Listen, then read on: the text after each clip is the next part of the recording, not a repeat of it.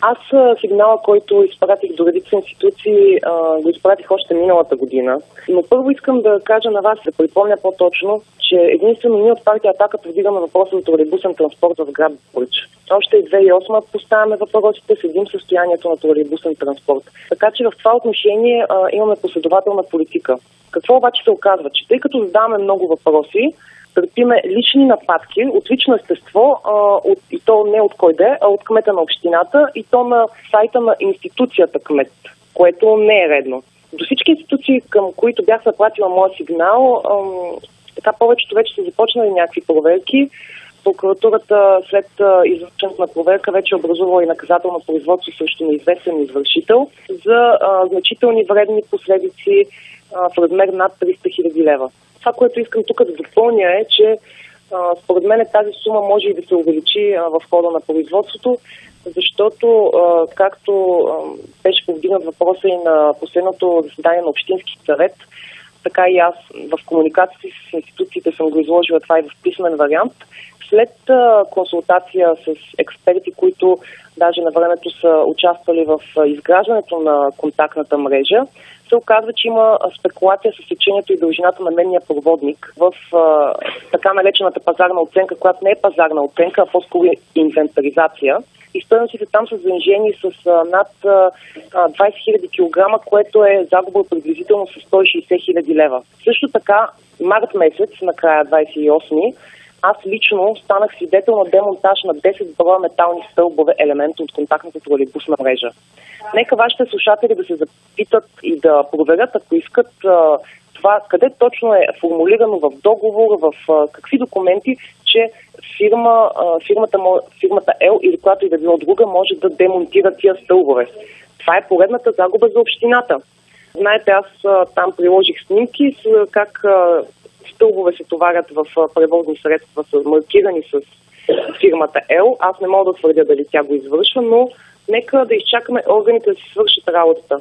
В крайна сметка, съгласете се, че нашата работа на народните представители, на общински съветници, на кметове, на министри, нашата работа е да задаваме въпроси и да взимаме мерки. Така че много моля никой от общината да не ни се сърди, когато има някакви нарушения или се предполага, че има някакви нарушения, когато ние задаваме въпроси. Това е нашата работа. Ние не сме тези, които издаваме присъди. Институциите ще си свършат работата, но ние няма как да не задаваме въпроси, когато това касае всички граждани на община Добрич, а и не само на община Добрич, ами и на област Добрич, защото тролейбусен транспорт това е най-екологичният транспорт, а ви гарантирам, че Добрич повече никога няма да има такъв. Никога. И това е едно престъпление срещу общината и срещу областта. Но нека, ако има виновен, институциите да определят кой е той и съответно да си понесе наказанието. Надявам се, че органите ще работят съвестно и няма да се отвори един чадър над общината, т.е. над кметството, защото сега няма какво да се лъжеме. В момента ГЕРБ управляват Добрич. Като управляваща партия и на национално ниво, моето притеснение е да не се опъне един чадър и определени хора да бъдат пазени. Но ще остана с очакване първо да видя какво ще излезе като крайно решение от всички институции и тогава вече ще можем да анализираме дали наистина институциите си свършили сериозно работата. Имат ли ангажимент от прокуратурата да ви уведомят какво са показали резултатите от тяхната проверка? По принцип имат ангажимент всички институции. Ако щете и морален, първо, защото аз съм подател на сигнала. Както виждате, не подхождам като страхливец в това отношение. Застанала съм и с името и с лицето си под този сигнал. Лично съм го разписала. Поддържам постоянно писмена комуникация с тях. Като имам някакви нови данни, пак им ги изпращам за проверка. Освен подател на сигнала съм и заместник-председател на комисията за борба с корупция и конфликт на интереси. Така че мисля, че както е мое задължение да държа в течение органите, когато има нова информация, като този демонтаж на стълбове, което е допълнително ощетяване на общината, мисля, че така и те имат задължение да не държат в течение, докъде стигат с проверките.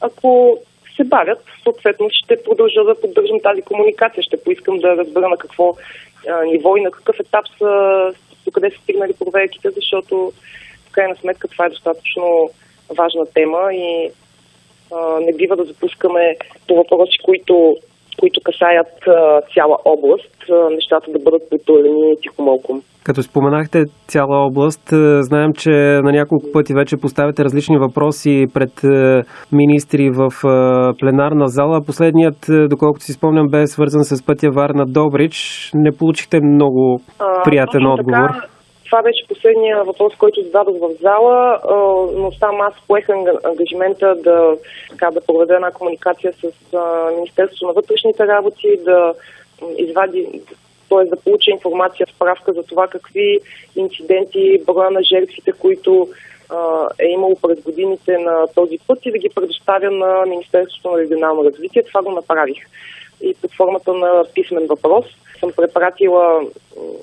препратила на госпожа Лиляна Павлова цялата информация. Оттам насетне знаете, че всичко е до амбиция, до желание от страна на управляващите да свършат работа в един или в друг сектор.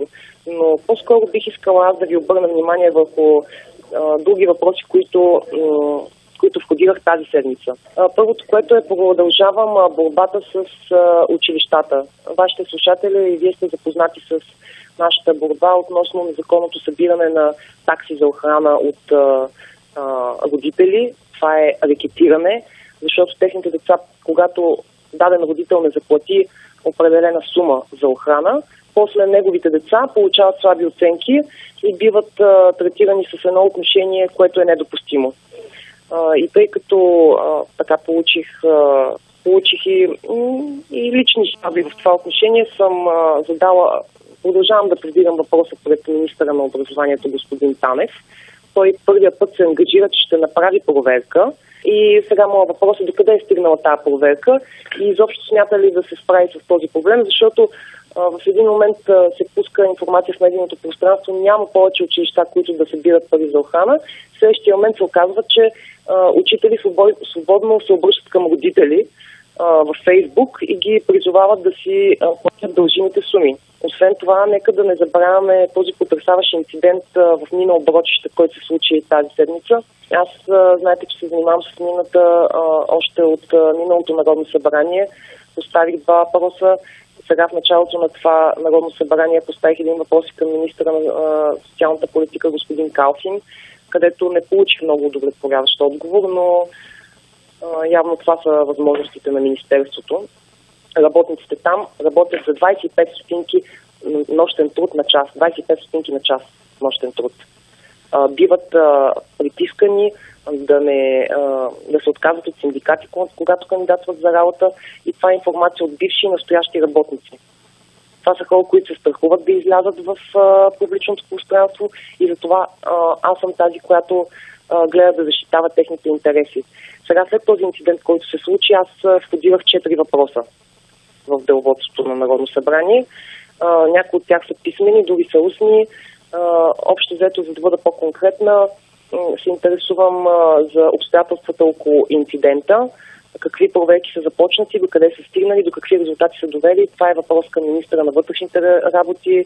Знаете за министър-председателя госпожа Румяна Бъчварова. Към министъра на енергетиката съм отправила въпрос за концесионните условия на договора. Знаете, че тази мина е под концесия, една част от нея, другата е държавна. Но аз още миналото събрание повдигнах въпроса за това, че фирмата експлоатира и държавната част и то експлоатира неправомерно. Към министъра на енергетиката също така имам въпрос за проверки на блокове и галерии, които беше поет ангажимента от министерството още миналата година и тази година, че ще се извършат проверки докъде са стигнали, и мисля да задавам този въпрос така малко на разговорен език казано до дупка. Защото с тази мина никой не се занимава, освен мен, и смятам, че това е недопустимо. Добрич има 6 мандата, 6 народни представителя и аз не съм от тях реално. Аз съм избрана от област Варна. Но знаете, че поех ангажимента да не забравям добричли и да продължавам да повдигам техните въпроси. И това и ще правя, щом никой от 6 народни представителя, които са избрани от Добрич област, не е задал един въпрос за мина Оброчище. Това е просто недопустимо и смятам, че вие като медии, вашата роля е да повдигате този въпрос, а не само по време на избори да си говорим за добруджанско лоби, което всъщност не съществува. И аз ще продължавам да ви повтарям, че то не съществува.